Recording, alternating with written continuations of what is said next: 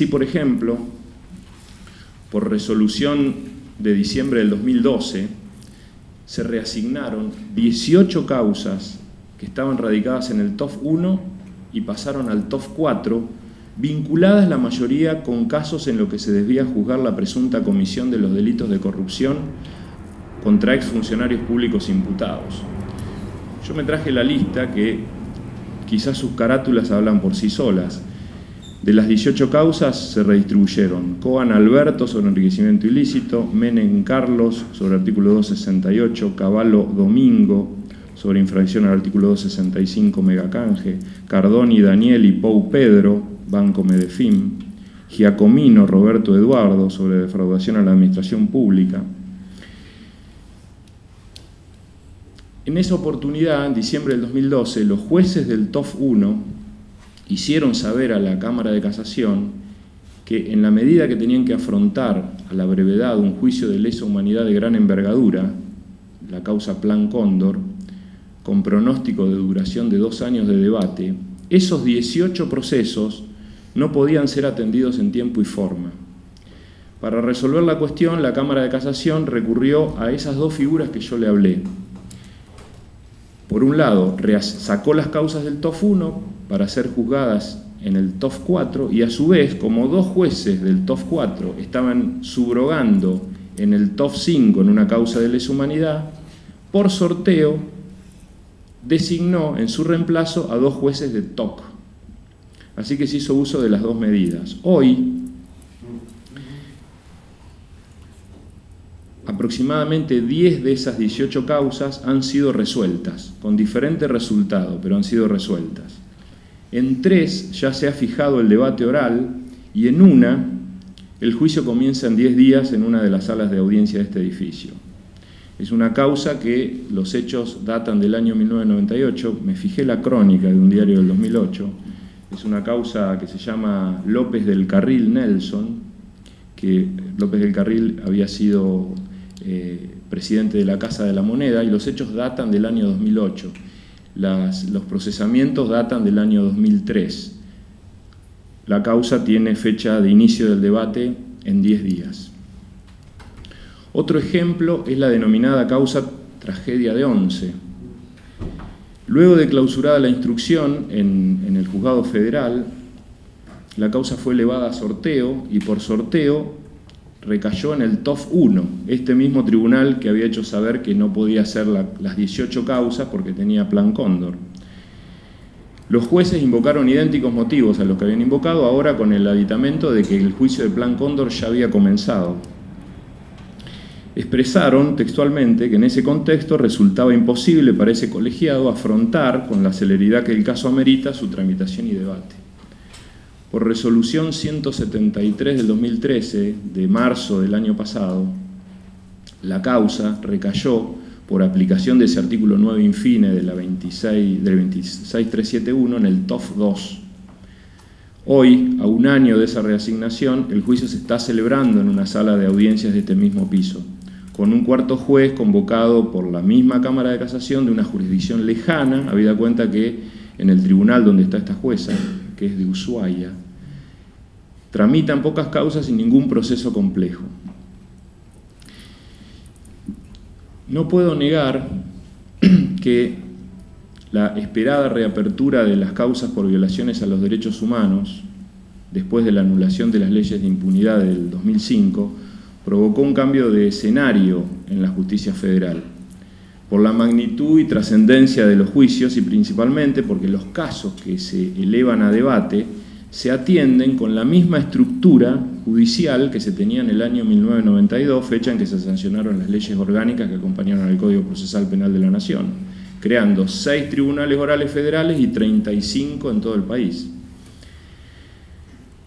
Sin perjuicio de esto, a diferencia de lo que ocurre con el índice de percepción de la corrupción, entiendo que acá sí somos de los primeros países en el ranking mundial en juzgar los delitos cometidos por dictaduras militares, más que nada por el respeto al debido proceso, la defensa en juicio y la garantía a ser oído.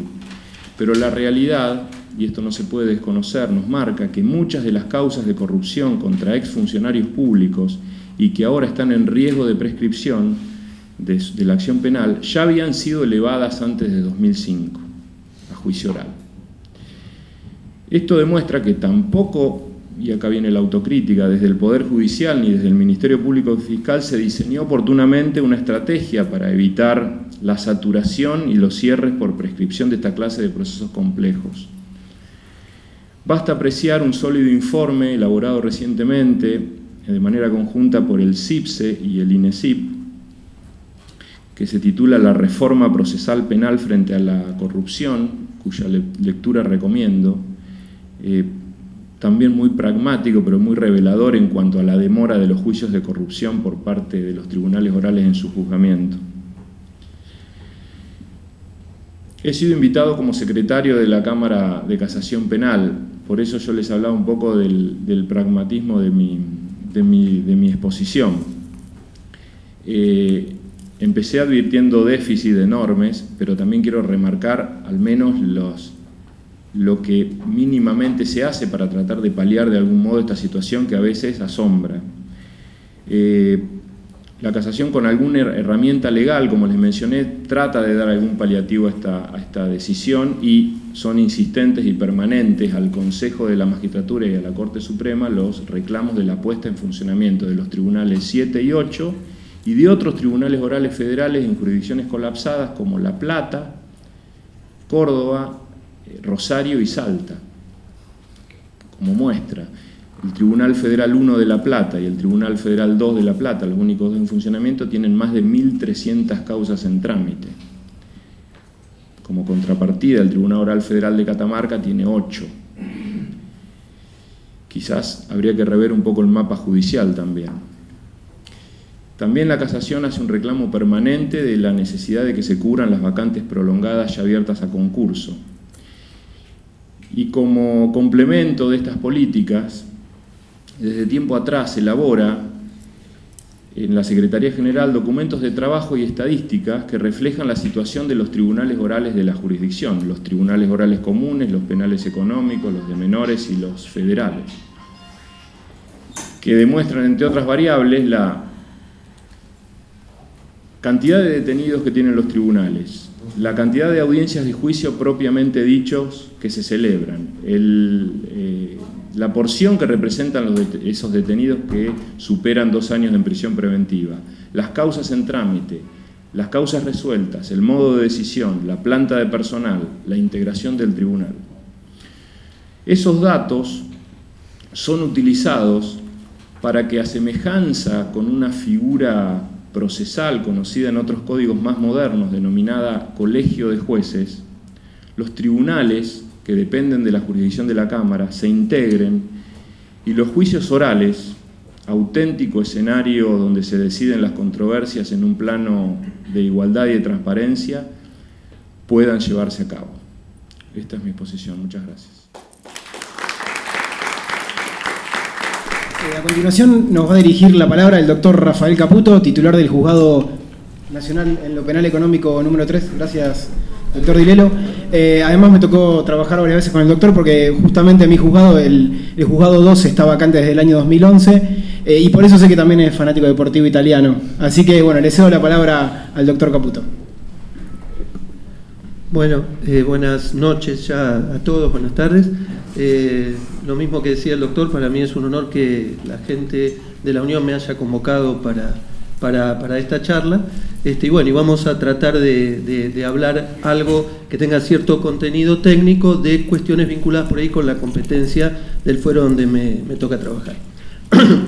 En el año 1987 yo fui alumno de la materia de elementos de derecho penal del doctor Ple, que habló hace un ratito, y también empecé a trabajar en el Juzgado Penal Económico número 3, donde el doctor era juez. Así que, siguiendo los lineamientos del maestro, voy a hablar precisamente de la estrategia del retiro de las ganancias que se obtienen como consecuencia de la criminalidad organizada de manos de quienes tienen esas ganancias a favor del Estado, como una estrategia para combatir este tipo de criminalidad organizada.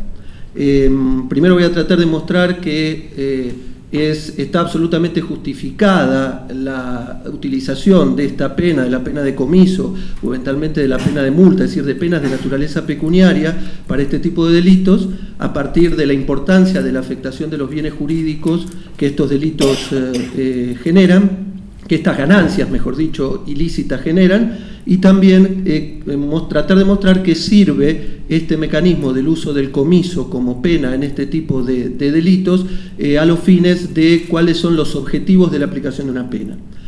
Después voy a tratar de poner de manifiesto algo que es un perogrullo, que es el flagelo que significa la criminalidad organizada para la sociedad actual, y en consecuencia la necesidad como un mecanismo para combatir ese flagelo de, como decía nuevamente el doctor Ple, de repensar determinados paradigmas, determinadas estructuras del funcionamiento, en este caso de la dogmática penal y del derecho procesal penal, para poder combatir con más eficiencia estos delitos. Después voy a tratar de ver cómo esas estrategias nuevas pueden aplicarse a la legislación actual en casos de contrabando y casos específicos de lavado de dinero, para finalizar después con algunas propuestas pequeñas de reforma que pueden hacerse y que a mi modo de ver pueden ser bastante útiles para esta estrategia de combatir el delito.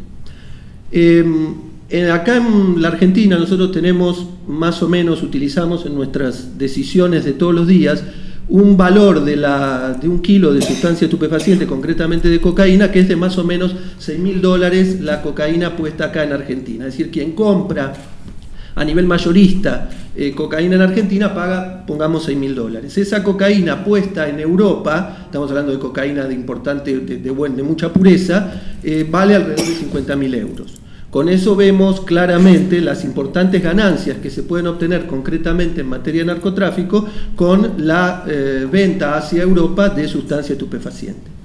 Entonces, quien lleva a cabo este tipo de delitos obtiene, y eso no hay duda, importantísimas ganancias. Y quienes tienen esas ganancias, como decía también el doctor Ple, tienen como objetivo principal tratar de poder utilizar esas ganancias en algún beneficio propio, comprar algún bien, poder hacer algún gasto, comprar los aviones, los barcos y demás. Entonces van a tratar de blanquear esas ganancias, y para eso entonces van a tratar de incorporarlas de alguna manera al mercado.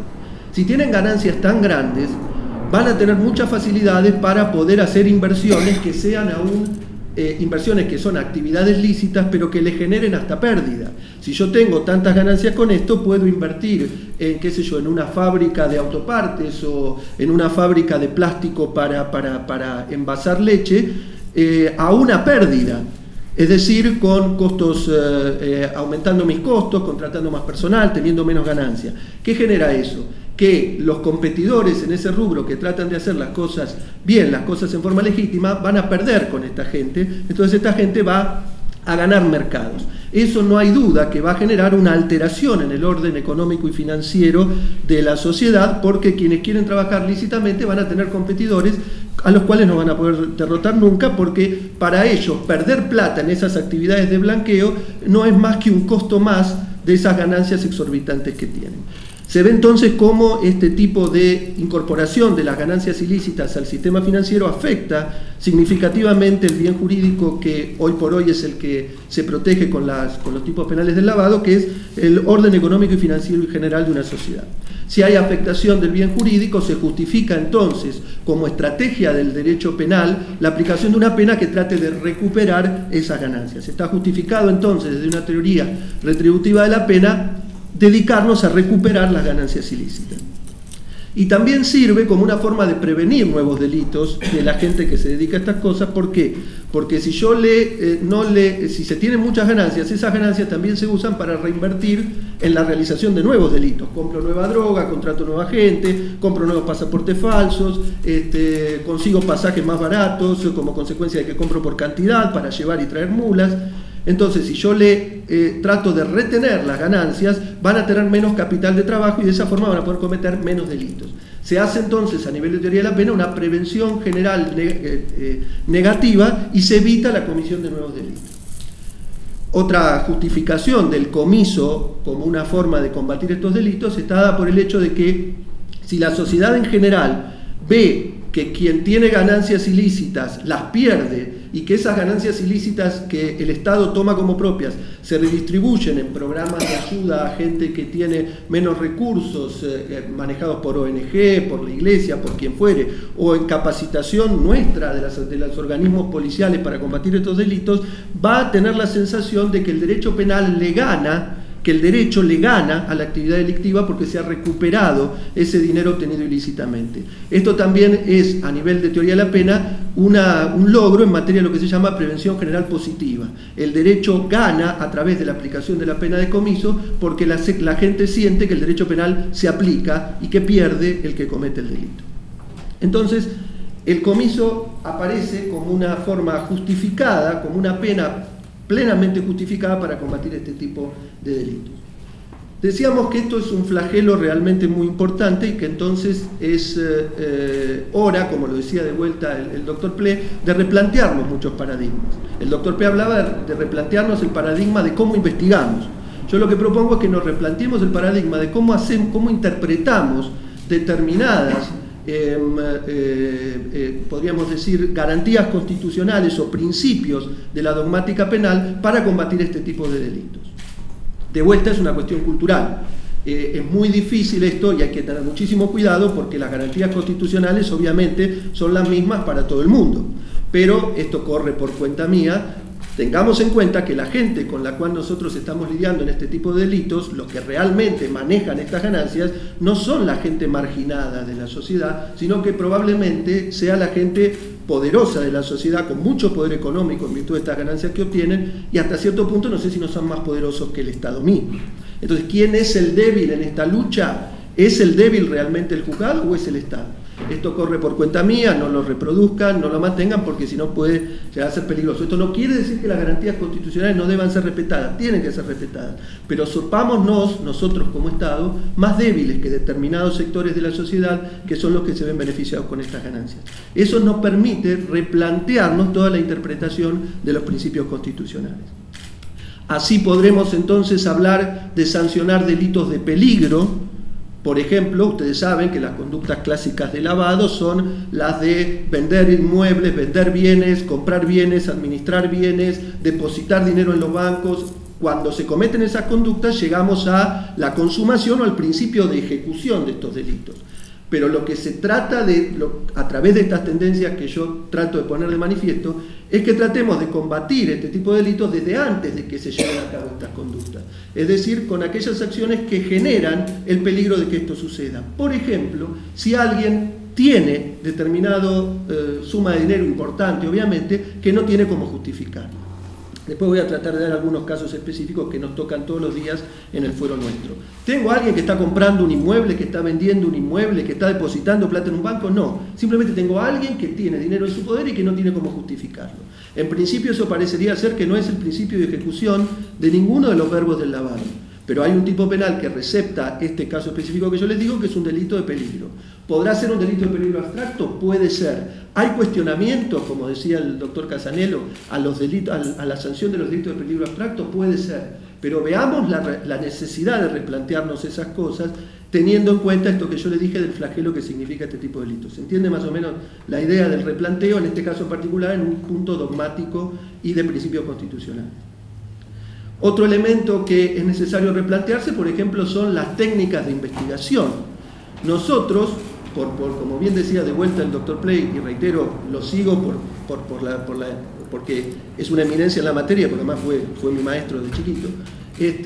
Nosotros tenemos el expediente, el legajo en la letra, y siempre vamos detrás de la comisión del delito. Es decir, se cometió el hecho, la mula entró con la droga desde Colombia, o salió con la droga desde España, o intentó salir, y nosotros empezamos a trabajar cuando el delito ya se cometió.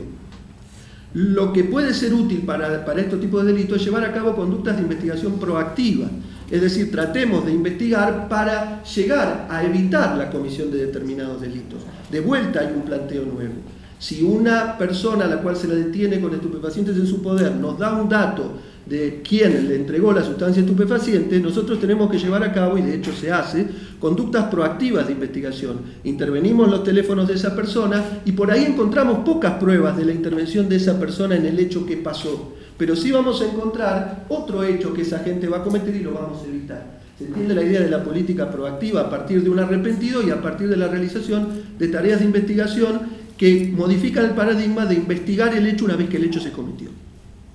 Y el otro elemento que puede llegar a ser importante de alguna manera para introducir también una modificación es el problema vinculado con la inversión de la carga de la prueba. Mi esposa fue a un curso en Tucumán y tuve que pagar el costo de estar 3 días solo con mis hijos, lo que ustedes saben qué significa eso cuando uno se queda solo con los hijos. Pero bueno, vino con este librito que me sirvió, con lo cual hubo una compensación en ese sentido. Este hombre, que es alemán, que se llama Albrecht, pone de manifiesto una tendencia a nivel mundial, por ejemplo en países de primera línea de respeto de garantías constitucionales, como Estados Unidos, como Alemania, en donde se entiende que, por ejemplo, si alguien tiene determinados bienes que de alguna manera pueden llegar a tener algún vínculo, aunque sea remoto, con el tráfico de estupefacientes, y no puede justificar cómo ha obtenido esos bienes, bueno, esos bienes le son decomisados, no se da mucha vuelta. En Alemania, si alguien es condenado por un delito de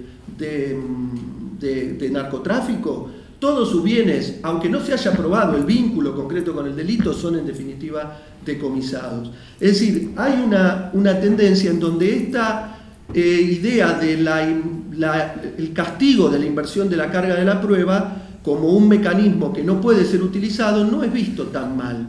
No es visto tan mal que haya alguna modalidad de inversión de la carga de la prueba como mecanismo para combatir este tipo de delitos. En consecuencia, todo esto que estamos viendo, estas estrategias a nivel de derecho penal, a nivel de derecho procesal penal, forman parte de lo que podría ser una política de seguimiento de las rutas del dinero, de los rastros del delito. Y esto hace que nosotros empecemos a preocuparnos, y que esté bien que así sea, por las consecuencias económicas de un delito, sin preocuparnos mucho por el delito en sí mismo.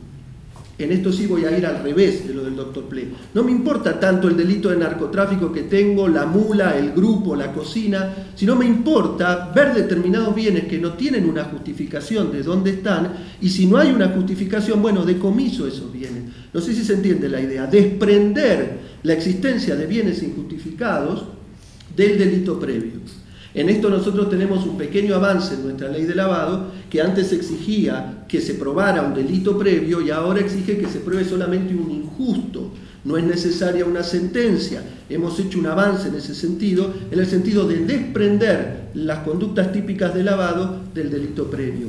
Antes era el delito de lavado un delito de encubrimiento de un delito previo, ahora es un delito autónomo que afecta a esto que les decía yo del orden económico y social. Se entiende entonces la tendencia y la necesidad de reformular determinadas interpretaciones de determinados principios que pueden llegar a servir como una estrategia para combatir mejor estos delitos. Ahora voy a tratar de ver cómo estas estrategias pueden aplicarse en la legislación actual, en casos puntuales actuales. Veo acá gente que ha trabajado en mi juzgado, no es mi juzgado, es el juzgado donde trabajo, ojalá fuera mi juzgado, y también él hemos trabajado juntos. Y hemos tenido varios casos de personas, veo por allá también gente del fuero, de personas que entran a la Argentina o salen de la Argentina con importantes sumas de dinero en su poder. Hemos tenido gente entrando, 2 personas entrando con $1 millón entre los dos. Sé de casos muy recientes de 2 personas entrando con $800.000 entre los dos. Hemos tenido casos de gente en tránsito con $300.000 en su poder. Y en estos casos vamos a ver que el fuero los ha ido sancionando, los ha ido juzgando por medio de 2 figuras. Algunos jueces lo han hecho, otros no, algunas cámaras del fuero lo han sostenido, algunas de las salas del fuero lo han sostenido, otras no, en algunos casos algunas salas es decir, ha habido una jurisprudencia enfrentada en estos temas, no solo los jueces de primera instancia, sino dentro de la misma Cámara de Apelaciones. Pero estos hechos pueden enmarcarse como en un supuesto de contrabando de divisa, y también con una figura específica del lavado, que es aquellos casos en donde la persona ha recibido el dinero que no tiene una justificación de su origen y que tiene el objetivo de darle una apariencia lícita. Entonces nosotros los casos concretos que tenemos son esta gente que viene transportando dinero en estas características. Es muy probable que este dinero sea consecuencia de actividades del narcotráfico, porque es sabido que uno de los grandes problemas del narcotráfico y de la criminalidad organizada en general es el manejo de los fondos.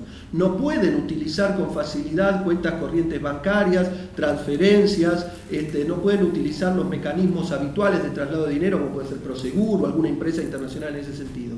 Entonces, ¿a qué se recurre?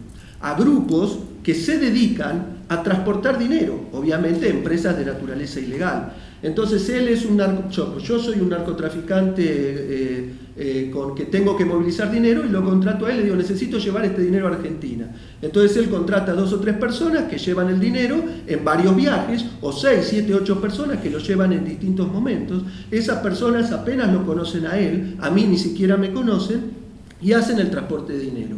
Esta es la gente que suponemos que nosotros tenemos transportando este dinero en esta forma que yo les digo. Pero ¿qué pasa? Hay serias dificultades para probar que ese dinero proviene de un hecho de narcotráfico o de algún hecho ilícito. No tenemos indicios de cuál fue el hecho concreto de exportación o de importación de droga que generó esa suma de dinero. Lo único que tenemos es gente que no tiene el dinero y que está intentando transponer una frontera. Esto puede ser combatido entonces por la figura del delito de contrabando, porque el delito de contrabando, por el delito de contrabando se protege el control aduanero en cuanto al ingreso y al egreso de mercadería. Si consideramos, como una parte de la doctrina lo considera, que el dinero es mercadería, quien ingresa o egresa mercadería está cometiendo el delito de contrabando. En este sentido, en nuestro fuero tenemos opiniones disímiles. Algunos consideran que esto es mercadería y que en consecuencia esto es contrabando, y otros consideran que esto no es mercadería, que esto es un problema netamente cambiario de movimiento de divisas y que en consecuencia no puede ser sancionado con el delito de contrabando. Existen estas dos posturas. En algunos casos las causas pueden llegar a la etapa de juicio oral de acuerdo a los jueces que intervienen en la etapa de instrucción, y en otros no. Pero es una alternativa para sancionar este tipo de conductas. También tenemos discusiones respecto de la distinción entre lo que es sacar el dinero de la Argentina y lo que es ingresar el dinero a la Argentina. Nosotros tenemos una prohibición de sacar más de $10.000 por persona en cada viaje, pero para ingresar no tenemos una prohibición, simplemente tenemos la obligación de declararlo. A partir de esta situación que no es tan sutil, hay algunos que consideran que exportar mercadería puede ser contrabando, exportar dinero puede ser contrabando, pero importarlo no, porque el contrabando tiende a proteger no solamente el movimiento de mercaderías en sí mismo, sino el movimiento de mercaderías cuando está en juego el cobro de impuestos, que no es el caso porque el movimiento de dinero no paga impuestos, o cuando está en juego alguna prohibición de movimiento de mercadería. Y en el caso del ingreso no hay prohibición. Entonces, a partir de eso se dice que en los casos de ingreso de mercadería no es contrabando. Nuevamente, existen posiciones distintas, una de las cuales permite sancionar estos delitos como contrabando y otra no. La otra posibilidad de sancionar estos delitos es considerarlo como una conducta de lavado. Tenemos una persona que está llegando a la Argentina con, en este caso, $1 millón, 500.000 cada uno, 700.000 uno, 300.000 otro, Santiago lo sabe con precisión. Cuando le preguntamos de qué se trata, de dónde proviene esa mercadería, bueno, sí, nosotros tenemos empresas en España, no se aporta absolutamente ningún dato de cuáles son esas empresas de movimiento en España. Entonces nosotros hacemos el siguiente razonamiento. Si ese dinero fuera lícito, semejante cantidad de dinero, por una cuestión de seguridad, uno trataría de incorporarlo por los canales seguros, como puede ser la bancarización de la cuestión. Si no se bancariza el dinero es porque no se lo quiere blanquear, y si no se lo quiere blanquear es porque se puede descubrir que es ilícito.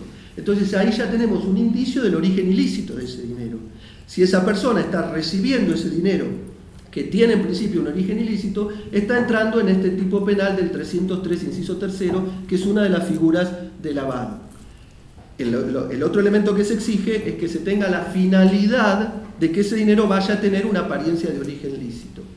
En la mayoría de los casos que se han dado de este tipo, cuando se intenta ver cuál era el objetivo, es decir, para qué se trasladaba esa mercadería, los imputados tampoco dan una respuesta. No tienen un plan ya hecho de venir a comprar un inmueble o invertir en una empresa, no tienen absolutamente nada de cómo justificar. Si esa circunstancia probatoria se da, entonces puedo decir que el objetivo era tratar de blanquearlo de alguna forma. Llevarlo a Uruguay o depositarlo en algún banco, vaya a saber qué, o comprar algún inmueble a nombre de otra persona para tratar de blanquearlo.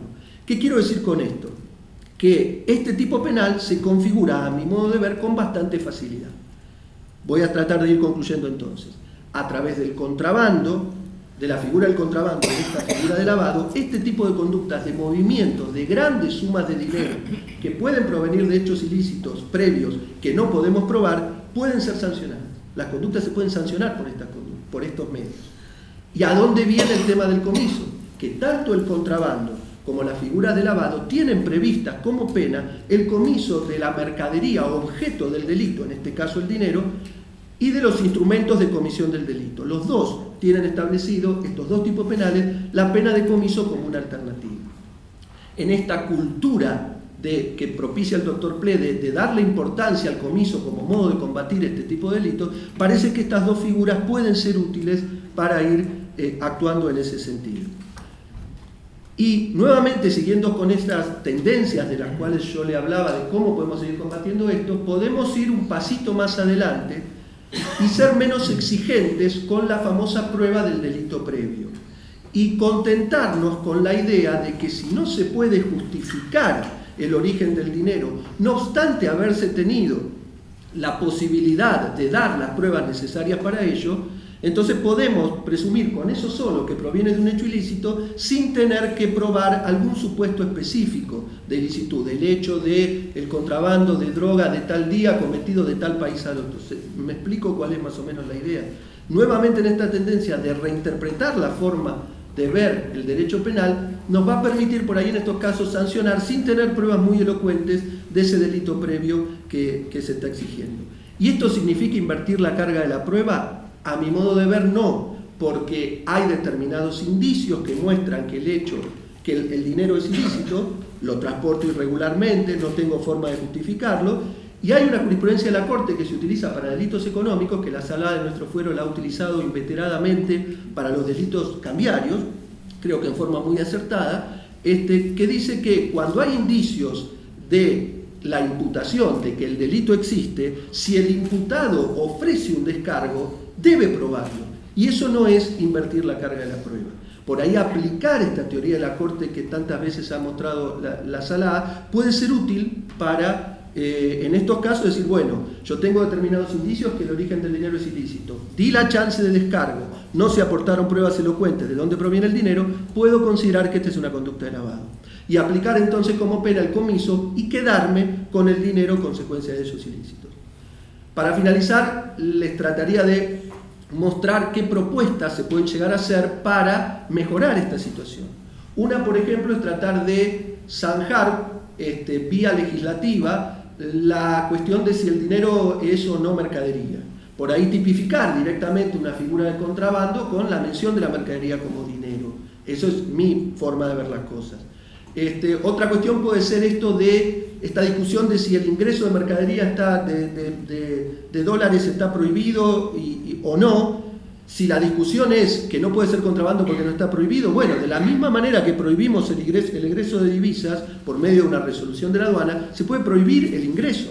Alguien puede decir, no es una buena estrategia de política económica prohibir el ingreso de dólares, porque la Argentina necesita dólares, pero yo podría decir en contraposición, la Argentina necesita dólares buenos, no necesita dólares ilegales. Si alguien tiene dólares buenos, los puede ingresar en forma bancalizada y nadie se los va a prohibir. Lo que estamos prohibiendo es que se ingresen por este mecanismo irregular.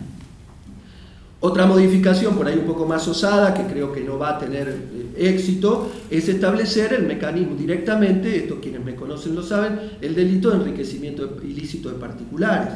Si yo a un funcionario público le puedo exigir que si tiene mucha plata justifique de dónde la sacó, ¿por qué no se lo puedo exigir a un particular? Alguien me va a decir, el funcionario público tiene obligación de rendir cuentas porque es funcionario público. Y yo podría contraatacar a los deportivos italianos y decir, todos los que realizan actividades económicas en la Argentina tienen la obligación del buen hombre de negocios de tener sus papeles bien llevados y de llevar a cabo sus actividades en forma lícita. Entonces, ¿cuál es el problema de exigirle a alguien que justifique de dónde sacó sus bienes? De la misma manera que está aceptado que se le exija al funcionario público. Me explico cómo quiero hacer esa comparación, pero esto creo que es algo que es bastante difícil que pueda llegar a darse. Pero para mí podría ser una modificación importante de la legislación que va a permitir considerar como delitos de lavado a situaciones en las cuales hay bienes en importantes cantidades que no pueden ser justificados. Obviamente, quiero hacer una pequeña aclaración en esto, la idea no es combatir al kiosquero al cual le encuentran en la casa $10.000 que no tiene cómo justificarlo porque vendió las figuritas en negro. No, la idea es establecer para este tipo de delitos que yo propongo una tope. Recién a partir de una importante cantidad de dinero que no se puede justificar, vamos a investigar a esa persona o vamos a sancionarlo. No, el pobre tipo que por ahí es un albañil y que fue ahorrando, le pagaron en negro toda su vida y fue ahorrando y juntó $10.000 y obviamente no tiene cómo justificarlo. Esa no es la idea. Por eso, de vuelta, utilizar lo que decía el doctor Dilelo, esta idea del principio de oportunidad, y con eso establecer determinados montos y decir, me interesa investigar las sumas de dinero no justificadas que superan un determinado monto en importancia.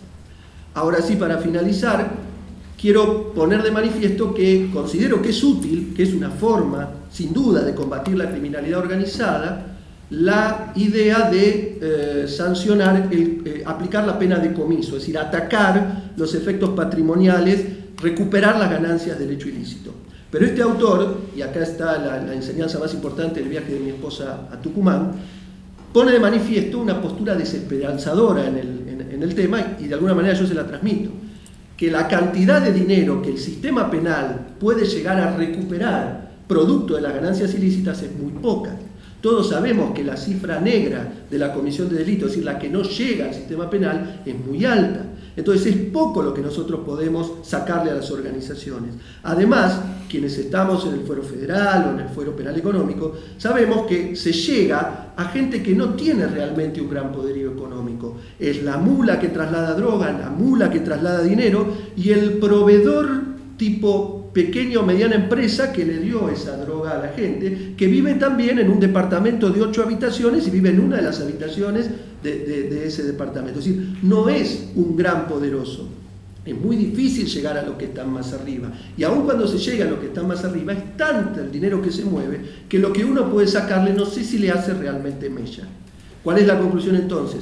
Tenemos que combatir sin duda este tipo de cosas, y por ahí es mejor combatirlo desde bienes no justificados y no solamente desde el expediente de narcotráfico buscando los bienes que tienen los investigados, sino agarrando determinados bienes que están ahí, que no sabemos bien de dónde provienen, y pidiéndole a la gente que lo justifique. Y si no justifica su casa en el barrio de La Martona, bueno, veamos qué es lo que pasa. ¿Se entiende más o menos cuál es la cuestión? Pero eso no alcanza, porque el sistema penal, es decir, el crimen organizado, no solo está enquistado económicamente, está enquistado, y esto lo hablábamos con Gonzalo, está enquistado culturalmente, está enquistado socialmente. Hay gente que tiene grandes necesidades de trabajo, de obtener ingresos, mucha miseria en toda la humanidad. Entonces, mucha carne de cañón para este grupo de gente que obtiene mano de obra barata para trabajar. Entonces, ahí quiero llegar a esta conclusión y unirlo un poco con lo que decía el doctor Dilelo, de tomar de alguna manera una posición política que quienes estamos como operadores judiciales no podemos obviarla, que es la idea de que no solamente nosotros desde el derecho penal o desde la justicia tenemos que hacer algo. No nos pueden pedir todo a la justicia para combatir el narcotráfico.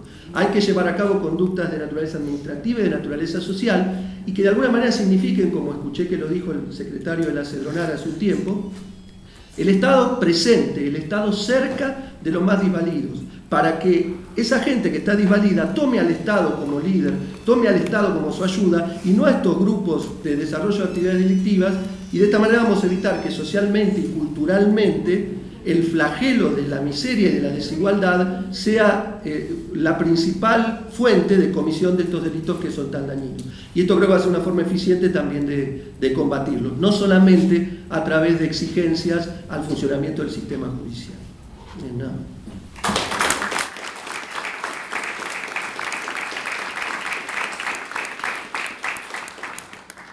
Bueno, muchas gracias al doctor Carbajo, al doctor Caputo. Damos por cerrado este segundo panel sobre narcotráfico, delitos económicos y corrupción.